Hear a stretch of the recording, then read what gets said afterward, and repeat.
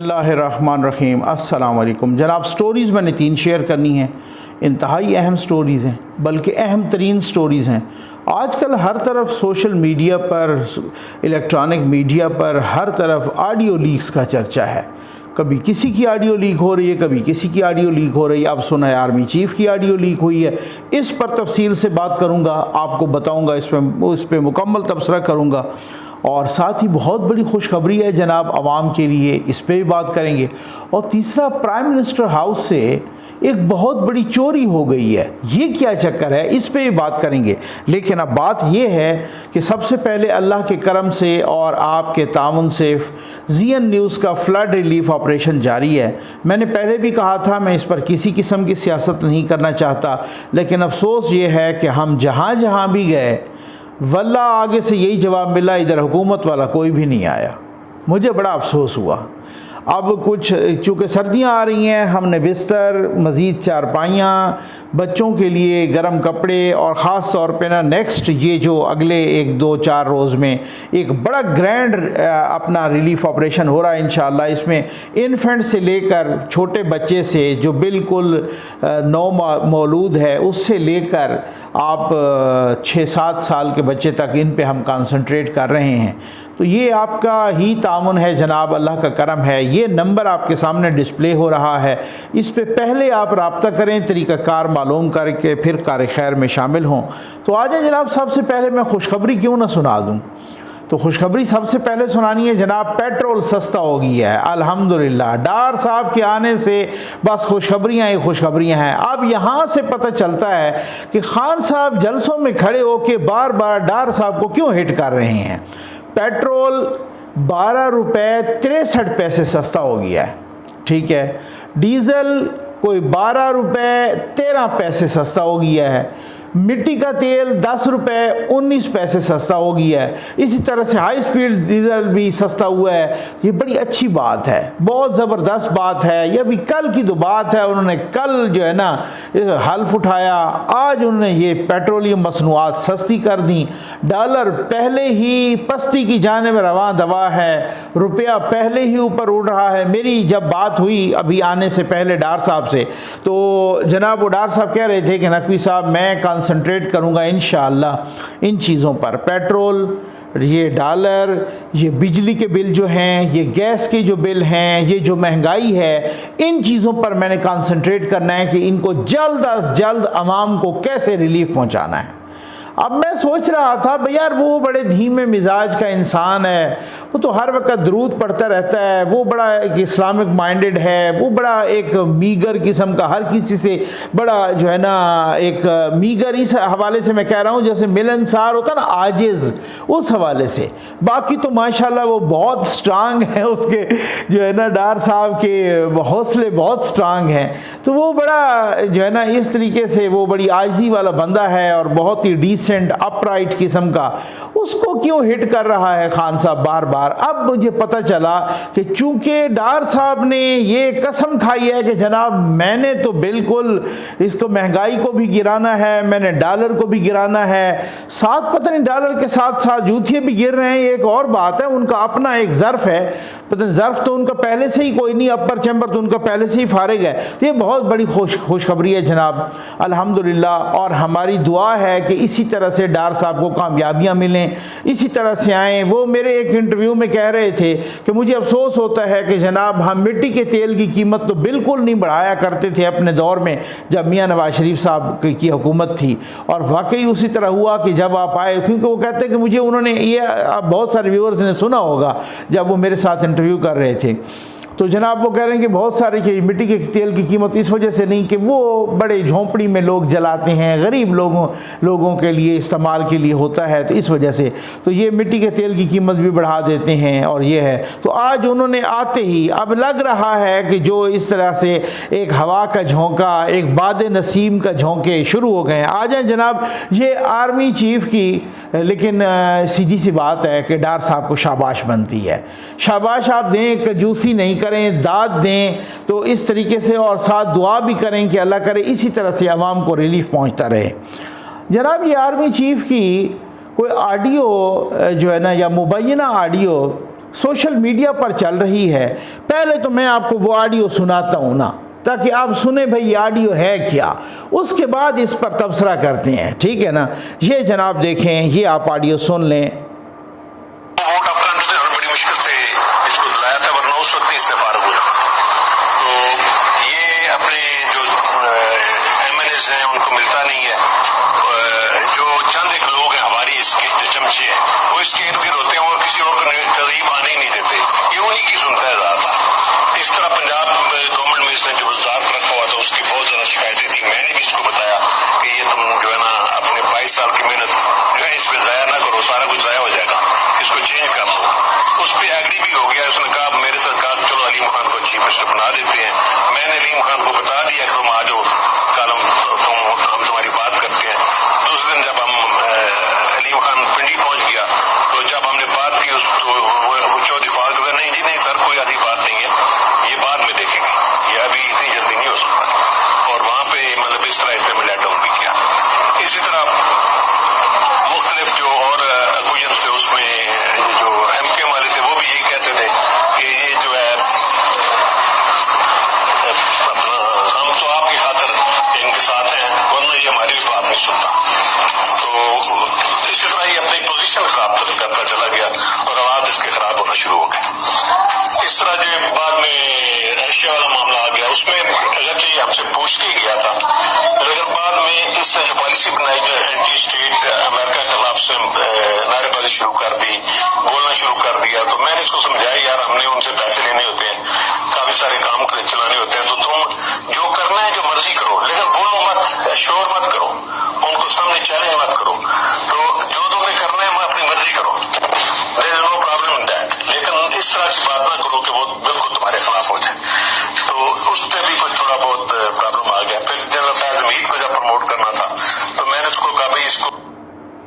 अब आप अंदाज़ा कीजिए, ये ऑडियो तो फेक है, ठीक है, क्योंकि ये जो ज़राए हैं जो कंट्रोल टावर के वो भी बता रहे हैं, बाकी सब कुछ, ये ऑडियो फेक है। लेकिन यूथिए फेक चीज़ बनाने में इतने माहिर हैं, इतने माहिर हैं, मैं आपको बताऊं कि मैंने आपसे कहा ना कि आज गॉयबल्स भी उठ के खड़ा हो जाए, यही प्रोपेगेंडा होता है। अगर यूथिए यही सारी अपनी जो एनर्जीज़ हैं वो कहीं पॉजिटिव साइड पे लगाते। ऑडियो फेक है, लेकिन इसमें जो बातें की गई हैं वो बड़ी सारी सच्ची हैं कि अपने एमएनए से नहीं मिलता। ये उस वक़्त जब तहरीके एतमाद लेने का कहा गया, वो जब आपको मालूम है यूसुफ रज़ा गिलानी जीत गए और जनाब कौमी असम्बली के अंदर से ही वो इनके अपने वज़ीर ख़ज़ाना हार गए, जो उस वक़्त वज़ीर ख़ज़ाना थे, तो हफीज़ शेख वो सेनेटर नहीं बन सके।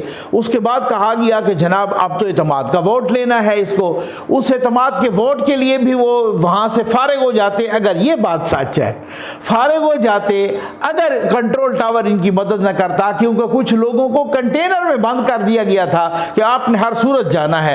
उसमें आमिर लियाकत साहब की भी आपने देखी, वो कहते रहे उन इजलासों में कि हम आए नहीं, अल्लाह बख्शे, वो कहते रहे कि हम आए नहीं, लाए गए हैं, पूरे एहतमाम से लाए गए हैं। तो ये उस वक्त भी नहीं बचने।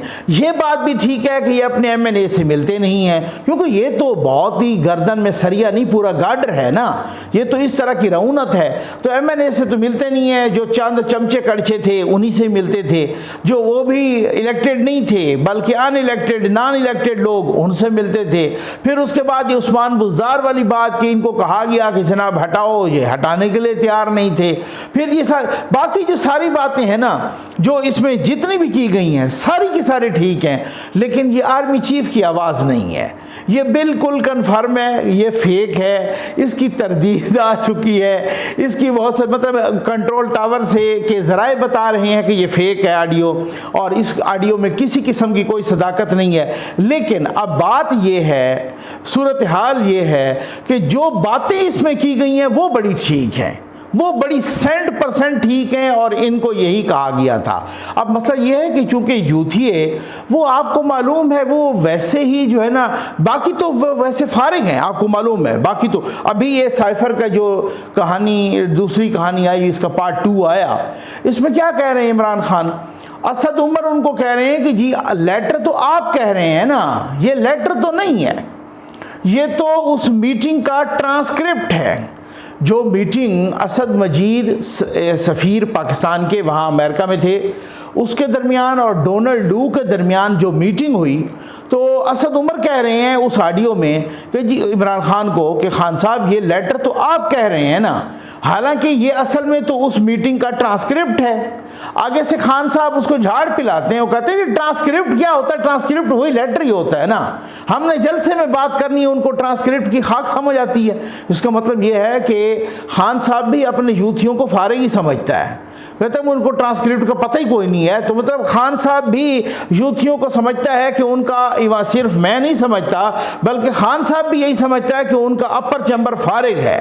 तो यूथी सिर्फ और सिर्फ यूथियों का काम क्या है, जो पोस्टें आती हैं ना उन्होंने आगे टोरनी होती हैं। अब एक एक पोस्ट को लफ्ज़ तब्दील किए बगैर 100-100, 200-200, 1000-1000, 5,000 यूथिया उसको आगे टोर देगा।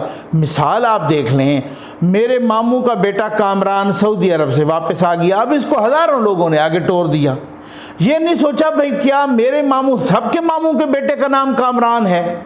अब बहुत सारी और मेरे पास मिसालें हैं लेकिन इधर टाइम वेस्ट नहीं करना। तो ये यूथियों का काम है, पोस्टें उधर से आए, अकल से तो फारिग हैं। अब जनाब उसके बाद वो आगे चल गए। ये आपको मैं आपको बड़ी एक दिलचस्प किस्म की मिसाल देता हूँ। एक यूथनी है जो अपने आप को सहाफ़ी कहती है, मलिया हाशमी उनका नाम है। उन्होंने जनाब एक पोस्ट ये आज वो की, उन्होंने कहा कि ये भी कोई बात, ये आपके सामने है, ये आपके सामने डिस्प्ले हो रही है, आप पढ़ लीजिए। उन्होंने कहा कभी ऐसा भी हुआ है कि बड़ी अदालत सज़ा दे और छोटी अदालत बरी कर दे। यानी वो कह रही हैं कि भाई मरियम नवाज़ को सज़ा तो दी सुप्रीम कोर्ट ने और हाई कोर्ट ने उनको बरी कर दिया, तो ये कभी ऐसा भी हुआ है कि सुप्रीम कोर्ट उसको सज़ा दे और हाई कोर्ट उसको बरी कर दे? ठीक है ना। अब अल्लाह की शान है, इनके जो ट्विटर अकाउंट है उस पर टिक भी लगा हुआ है। ये यूथनियों की सुपरलेटिव डिग्री है, ठीक हो गया ना।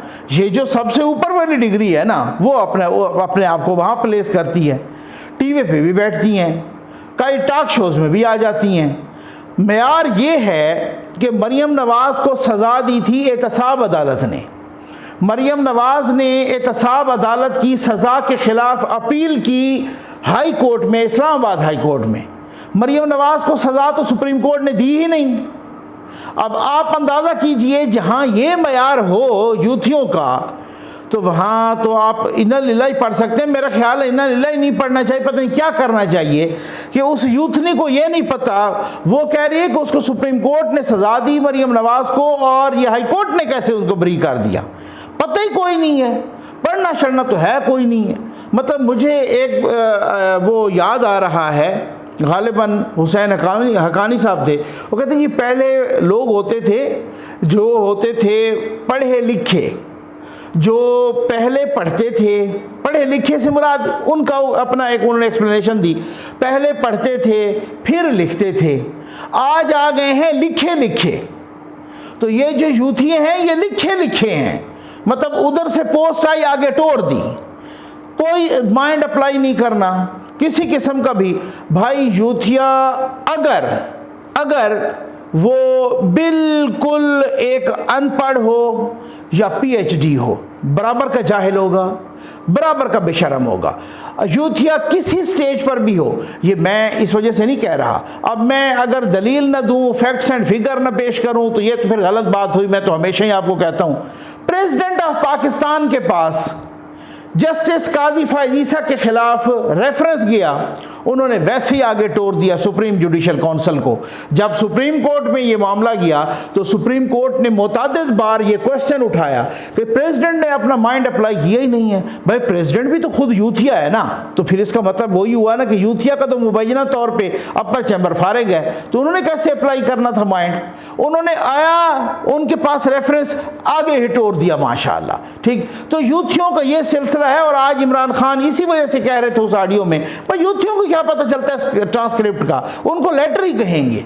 तो अब ये आप अंदाज़ा ज़रा कर लीजिए, वो जो साइफर था जो वहाँ से आया, जो असद मजीद ने भेजा, वो साइफर गया था कहाँ पर? प्राइम मिनिस्टर हाउस में। आज जनाब जो काबीना की मीटिंग हुई है उसमें ये पता चला है कि वो साइफर गायब हो गया।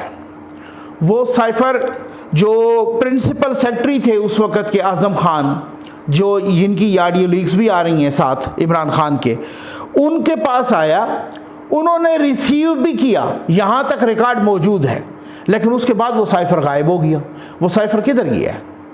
किसके पास है भाई? उस साइफर की हुकूमती ज़राए कह रहे हैं, वज़ीर इत्तलात कह रही हैं कि उस साइफर की जो असल कापी है वो तो है फॉरेन ऑफिस में, लेकिन उस साइफर की जो कापी प्राइम मिनिस्टर हाउस में आई वो गायब हो गई है। अब मुझे समझ नहीं आती कि वो कब गायब हुई है, किस दौर में गायब हुई है, क्यों गायब हुई है? क्या वो इमरान खान के पास है?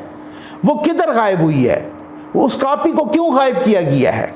ये तो हमें बताया गया है मुख्तलिफ ऑडियोज़ में कि जी देखें साइफर शाह महमूद कुरैशी पढ़ेंगे और आज़म खान कह रहे हैं कि मैं उसकी कापी बनाऊंगा, मिनट्स तो बनाने हैं, मैं जैसे मिनट्स बना दूं, ठीक हो गया ना। और खान साहब कहते हैं बस हमने खेलना है। खान साहब उनको कहते हैं नाम नहीं लेना मुल्क का। अच्छा, उन्होंने जब ये 27 मार्च का जलसा कर रहे थे खान साहब, तो खान साहब ने नाम लिया ही कोई नहीं था, मुल्क का नाम नहीं लिया था।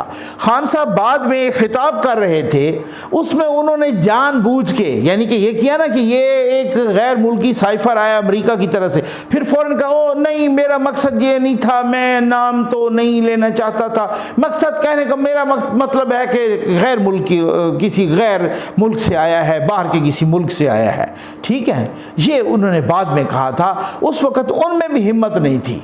बार बार वो कह रहे थे कि नाम नहीं लेना, मैं नाम किसी के मुंह से ना सुनूं अमेरिका का। तो यहाँ पे वो कहते हैं जनाब नाम नहीं लेना।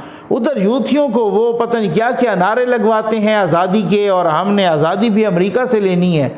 मैं हैरान हूँ कि ये किस तरह के यूथी हैं और ये किस तरह का लीडर है। वो पहले ही आपको मैं बताऊं गालिबन कौन साहब थे, उसमें अहमद जवाद साहब थे या अब कोई और साहब थे, वो कह रहे हैं कि जनाब हमने ना बड़े शौक़ से अपने सीने पर टाइगर लिखते थे, इमरान खान के टाइगर। वो कहते हैं जब मैं एक मरतबा जब मैं बनी गाला गया ना, तो खान साहब बैठे हुए थे, तो खान साहब का कुत्ता भी साथ बैठा हुआ था, तो वो कुत्ता मुझ पे पड़ गया। वो जैसे ही मुझे काटने लगा ना, तो खान साहब ने ज़ोर से उसे टाइगर कहा कि टाइगर बैठ जा। वो कहता है मैं उसी कदमों वापस मुड़ आया और मेरा जो यहाँ पे बैज जहाँ पे लगा हुआ था ना, मैंने उस बैज को खींचा और खींच के ज़मीन पे दे मारा। मैंने कहा खान साहब आज मुझे पता चल गया है कि आपने हमारा नाम कुत्ते के नाम पे रखा हुआ है। भाई खान साहब क्या समझता है यूथियों को, वो सबको पता है। उम्मीद है आपको वीडियो पसंद आई होगी। आपका बहुत बहुत शुक्रिया।